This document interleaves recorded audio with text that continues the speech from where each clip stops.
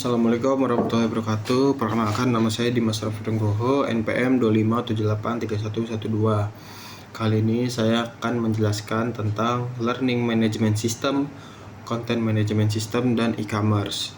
Ketiga sistem ini sangat dekat dengan kehidupan sehari-hari, terutama dalam bidang pendidikan, informasi, dan kegiatan jual beli online. Pengertian LMS, Learning Management System atau LMS, adalah sistem berbasis digital yang digunakan untuk mengelola proses pembelajaran secara online, maupun dari penyampaian materi, pemberian tugas, dan hingga penilaian.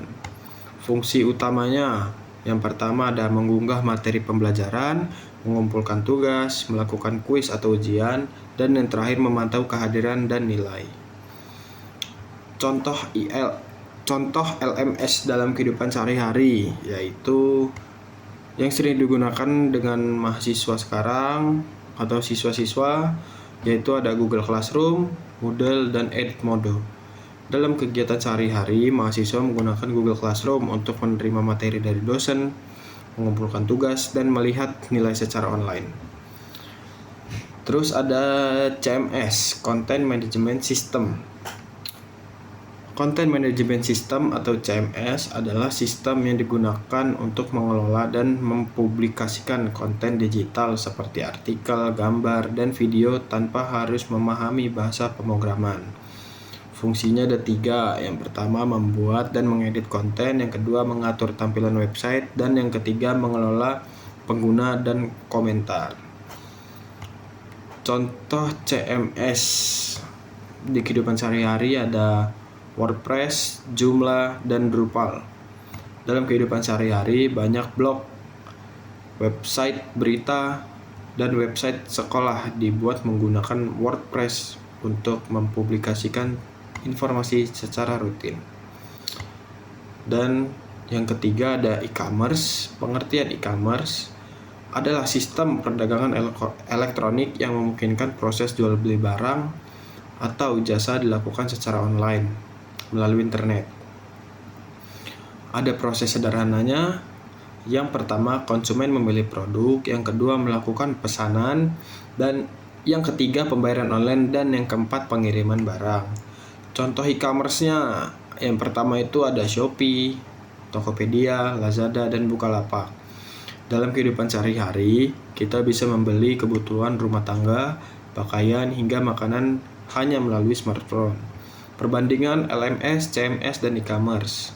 LMS digunakan dalam bidang pendidikan, CMS digunakan untuk pengelolaan konten informasi, sedangkan e-commerce digunakan untuk kegiatan jual beli. Ketiganya memiliki tujuan berbeda, namun sama-sama memanfaatkan teknologi digital untuk meningkatkan efisiensi. Jadi, ada beberapa manfaat dari LMS bagi pengguna. LMS memberikan manfaat besar baik bagi pengajar maupun peserta didik. Bagi pengajar, memudahkan distribusi materi, penilaian otomatis, dan monitoring keaktifan. Bagi peserta didik, belajar fleksibel, materi bisa diakses ulang, dan pengumpulan tugas lebih tertib. Terus, jenis CMS berdasarkan penggunanya. CMS dapat dibedakan berdasarkan tujuannya. Yang pertama ada blog CMS, WordPress, yang kedua portal berita, Drupal, dan yang ketiga website institusi atau Joomla. Terus ada dampak positif e-commerce dalam kehidupan sehari-hari. E-commerce mengubah kebiasaan belanja masyarakat dari datang ke toko menjadi belanja melalui aplikasi. Ada dampak positifnya yaitu hemat waktu, banyak pilihan, harga lebih kompetitif. Tantangannya ada penipuan online, ketergantungan teknologi, dan masalah keamanan data. Jadi langsung ke kesimpulannya. Sebagai kesimpulan, LMS, CMS, dan e-commerce merupakan sistem informasi yang dirancang untuk kebutuhan yang berbeda, namun memiliki prinsip kerja yang serupa, yaitu mengelola data secara digital untuk meningkatkan efisiensi. LMS Dalam meningkatkan kualitas pembelajaran, CMS berperan dalam penyebaran informasi dan e-commerce berperan dalam mendukung aktivitas teknologi ekonomi digital. Meskipun memberikan banyak kemudahan, penggunaan ketiga sistem ini menuntut kesiapan sumber daya manusia, infrastruktur internet, dan serta kesadaran akan keamanan data. Oleh karena itu, terhadap LMS, CMS, dan e-commerce menjadi bekal penting bagi masyarakat agar tidak hanya menjadi pengguna, tetapi juga mampu memanfaatkan teknologi secara bijak.